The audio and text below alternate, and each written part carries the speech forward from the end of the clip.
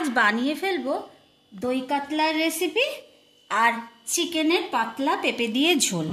যদি এই রান্না দুটো তোমাদের ভালো লাগে তাহলে ভিডিওটাকে লাইক করো আর চ্যানেলটাকে সাবস্ক্রাইব করো আর শেয়ার করো আর আমার পাশে একটু থেকো। আজকের দুটো রান্না হবে চিকেন কষা আর দই মাছ। এবার চিকেন কষা দই মাছের জন্য আমি মোটামুটি মশলাগুলো প্রিপারেশন করেছি, আপনাদের একটু দেখিয়ে দিই। এটাতে আছে পেঁয়াজ রসুন আর কাঁচা লঙ্কা বাটা, এটাতে আছে টমেটো বাটা,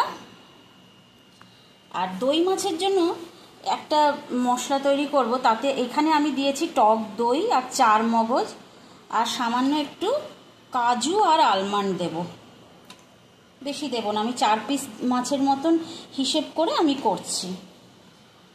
আর রান্নাটার প্রিপারেশনে কিশমিশটা দেব। এই হচ্ছে মশলাটা আমি দেখিয়ে নিলাম। গুড মর্নিং এভরিওয়ান, মিঠু রান্নাবান্না চ্যানেলে আবার আমি এসে গেছি। আজ আমি বানাচ্ছিলাম দই মাছ। কিছু মশলা তো আমি দেখিয়েই দিয়েছি আগে। দই মাছের জন্য এটার মধ্যে আমি নুন মাখিয়ে মাছটাকে রেখে দিয়েছি। এটা বড় কাতলা, নুন মাখিয়েছি কিন্তু হলুদ দেব কিন্তু খুব অল্প, যেহেতু দই মাছটা একটু সাদা সাদা হলে ভালো লাগে আর সাদা তেলেও করব বলে আমি অল্প হলুদ দেব। আর চিকেনের একটা ঝোল করব, সেটার জন্য চিকেনটাতেও একটু ম্যারিনেশন করে রেখে দেবো। এই যে চিকেনটার মধ্যে আমি হলুদ নুন দিয়ে দিয়েছি আর একটু লঙ্কা রসুন বাটা 1 চামচের মতন দিলাম, খুব একটা করব না। আর একটু সামান্য এই যে দইটা যে দই মাছের জন্য রেখেছি ওটা একটু অল্প দিলাম। এর মধ্যে কাজু পেস্টও আছে, কাজু আলমন্ড, আর এই টমেটো বাটাটা দিয়ে দিলাম। দিয়ে এটাকে খুব ভালো করে ম্যারিনেশন করে রেখে দেবো চিকেনটাকে। এভাবে চিকেনটাকে ম্যারিনেশন করে রেখে দেবো 1 ঘন্টার জন্য। আর এদিকে আমি ওই যে বলেছিলাম যে মাছটাতে অল্প হলুদ দেব, যেহেতু একটু ভাজতে হবে তো তাই অল্প করে হলুদ দিয়েছি। আর বাকি প্রিপারেশনটা পুরো হোয়াইটই থাকবে দই মাছের।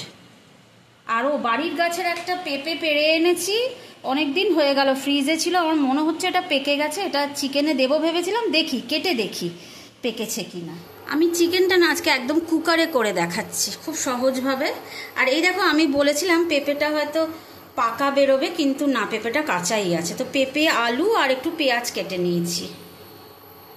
এবার চলো আমি একটু তেল দিয়ে দিচ্ছি কুকারের মধ্যে, খুব অল্প তেলেই আমি চিকেনটা করব, ব্যাস, আর তেল দেবো না আমি, যেহেতু একটু অল্প দইও দিয়েছি। এবার তেলটা ভালো করে গরম হলে পেঁয়াজটা আগে ভেজে নেবো। আমি কোনো ফোড়ন দেব না, গরম মশলা বা কিছু ফোড়ন দিচ্ছি না, তেজপাতাটা ভুলে গেছি আনছি। এই পেঁয়াজটা দিয়ে দিই,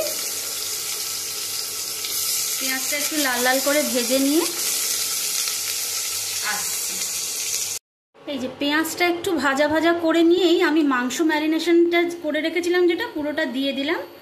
এরপরে আমি এর সাথেই কিন্তু একবারে এই পেঁপে আর আলুগুলো দিয়ে দেব, দিয়ে একসাথে কষাবো। এভাবে করে তোমাদের সাথে একটা কথা শেয়ার করি যে আমার এই মিঠু রান্নাবান্না চ্যানেলের সাথে ইউটিউবের সাথে আমার ফেসবুক প্রোফাইলটার লিংক আমি ডেসক্রিপশানে দিয়ে দেবো, তোমরা একটু আমার প্রোফাইলটাতে গিয়ে ফলো করে এসো।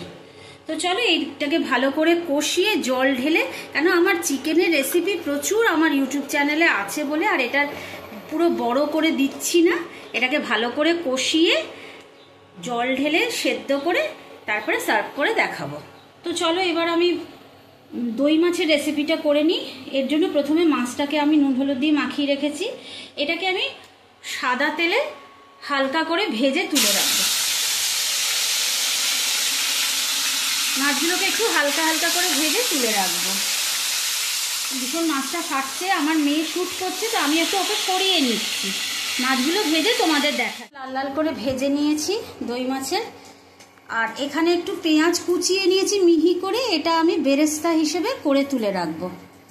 আর এই গরম মশলা ফোড়ন দিয়েছি, এটা থেতো করে রেখেছি, এটা ফোড়নে দেব। তো আপাতত মাছ ভাজার পরে এই পেঁয়াজটা আমি ভাজবো,